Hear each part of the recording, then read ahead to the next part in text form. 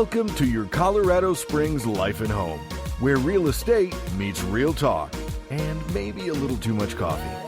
Hosted by RE/MAX Properties licensed realtor, broker, and top producer Lori Thompson, a local legend who's been helping military families and civilians buy and sell homes for over 40 years.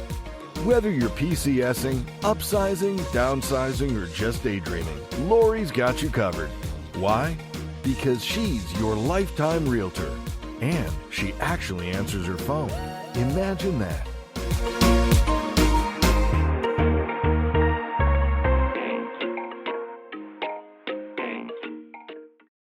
Interest rates climbing, many buyers are wondering, how does this impact their ability to afford a home? We're breaking down what rising rates mean for mortgages, monthly payments, and overall buying power. Welcome back, everyone. I'm Millie, I'm co-host producer in the studio with RE/MAX Properties, licensed realtor and broker, Lori Thompson. Hi, Lori. How are you? Oh, I'm doing good today. How are you doing? I'm doing amazing. So excited to talk about this topic. Interest rates has been a hot topic lately, and I can't wait to hear your insights on how they're affecting today's market. So, how do rising interest rates affect home affordability? It's kind of interesting because it's a mixed bag. When the interest rates were super low, it became such a competitive market that it pushed a lot of buyers out of the market because we would get multiple offers with ridiculous things added to them like, hey, if the appraisal comes in low, we'll pay up to 15, 20,000 above appraisal. Now Mhm, keep in mind, especially if you're using a VA loan, the VA will loan you up to the purchase price as long as it appraises. If mhm. the appraisal comes in lower, you've got to come out of pocket. So we had buyers whose parents and grandparents were helping them, or else they'd have to drain their savings. And it was a market I actually did not enjoy only because you had to look at a house, make an instant decision, submit an offer, and compete against 10 other people. And Right. that's too much pressure for that big of a decision. So now we're in an interesting scenario where it's kind of shifting. Before it was a seller's market, and now it is far more balanced.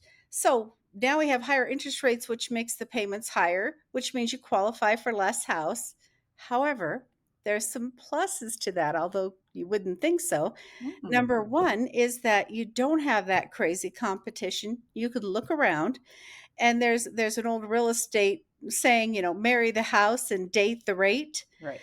If the rates come back down, especially for a VA loan, you could do something called an EARL, which is an interest rate reduction loan, which is a streamlined process.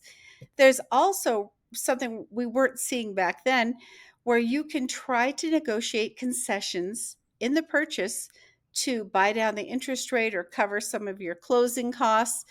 And you might have to plan on buying a slightly smaller home Mhm. than what was happening before. So, what really gets interesting here is we have a lot of new home builders, and they're offering incentives to buy down the rates in a couple of ways. One is a permanent interest rate reduction. The other one is a 2-1 buy down. Okay. So let me kind of give you an idea. So with a 2-1 buy down, let's say the interest rate is right now 6.5%. Okay. A 2-1 buy down your first year, you'll be paying as if the interest rate were 4.5%. Okay. The next year, the interest rate would be 5.5%. And years 3 through 30, the rate is 6.5%. And so it kind of gives you, they try to tie it in with increases that can happen with the basic housing allowance, which is called BAH, or with their, hopefully, their promotions. And what makes that kind of interesting is new construction has much higher property taxes. And so people go, "Oh, this is brand new. I like this. There's no toenail clippings in the carpet." But you have to balance that by looking, and this is one thing I try to guide my clients through is, "Oh, it's exciting, just be careful are you buying the sizzle or the steak?" Mm, Because they take the new models and they make them really beautiful and they load them with tens of thousands of dollars worth of upgrades. You walk in, you fall in love, but the actual home may not look like that.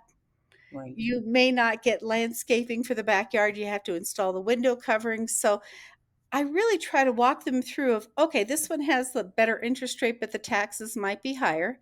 Here's an older home that has better taxes. The interest rate might be higher, but let's kind of balance out the payments, because my bottom line is I want my clients, after they buy a home, to be able to take a vacation, to be able to go out to eat, to be able to put money aside. So there's a lot of different pressures and challenges, but luckily after doing this for 40 years, I can walk them through some of those issues. A lot to think about, a lot to consider. Do you have a preference, or is it just basically based on the needs of your client? Do you have a preference of the higher interest rate and the lower taxes, or the lower interest rate, the higher taxes? Which have you seen benefits your clients more, or is that a case by case basis? Yeah, that's definitely case by case, and it really depends on what they prefer. Mhm. I just want them to have all of the information.